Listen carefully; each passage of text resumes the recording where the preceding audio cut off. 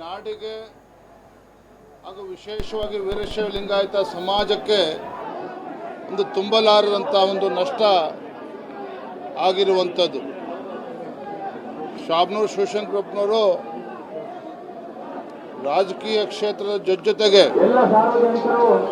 ಶಿಕ್ಷಣ ಕ್ಷೇತ್ರದಲ್ಲಿ ಯಾವ ರೀತಿ ತಮ್ಮ ಸೇವೆಯನ್ನು ಸಲ್ಲಿಸಿದ್ದಾರೆ, ವೀರಶೈವ ಲಿಂಗಾಯತ ಸಮಾಜವನ್ನು ಗಟ್ಟಿಗೊಳಿಸುವ ನಿಟ್ಟಿನಲ್ಲಿ ಯಾವ ರೀತಿ ಅವರ ಕೊಡುಗೆ ಇದೆ ಅನ್ನೋದು ಇಡೀ ರಾಜ್ಯದ ಜನತೆ ಗೊತ್ತಿದೆ. ವೀರಶೈವ ಲಿಂಗಾಯತ ಪ್ರತ್ಯೇಕ ಧರ್ಮ ಎಂಬ ಕೂಗು ಬಂದಾಗಲೂ ಸಹ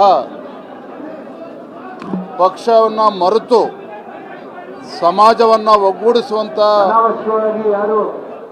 ಕೆಲಸ ಅವರ ನೇತೃತ್ವದಲ್ಲಿ ಆಗಿರುವಂಥದ್ದು.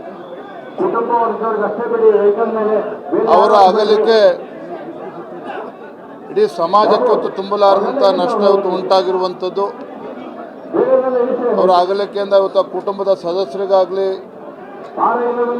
ನಾಡಿನ ಜನತೆಗೆ ಹಾಗೂ ಸಮಾಜದ ಗಣ್ಯರಿಗೆ ನೋವನ್ನು ತಡಿತಕ್ಕಂಥ ಶಕ್ತಿ ಆ ಭಗವಂತ ದಯಪಾಲಿಸಲಿ ಅಂತೇಳಿ ನಾನು ಪ್ರಾರ್ಥನೆ ಮಾಡ್ತೇನೆ. ರಾಜ್ಯದ ಗೌರವಾನ್ವಿತ ಮುಖ್ಯಮಂತ್ರಿಗಳಿಗೆ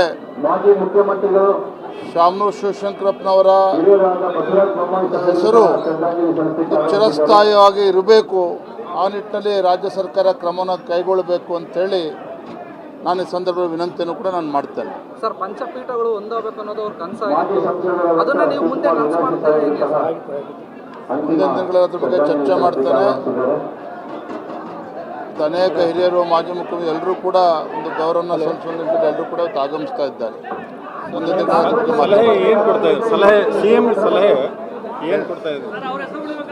ಅದೇ ಹೆಸರು ಉಳಿಬೇಕಾದ್ರೆ ಏನು ಸಲಹೆ ನಮ್ಮೆಲ್ಲರ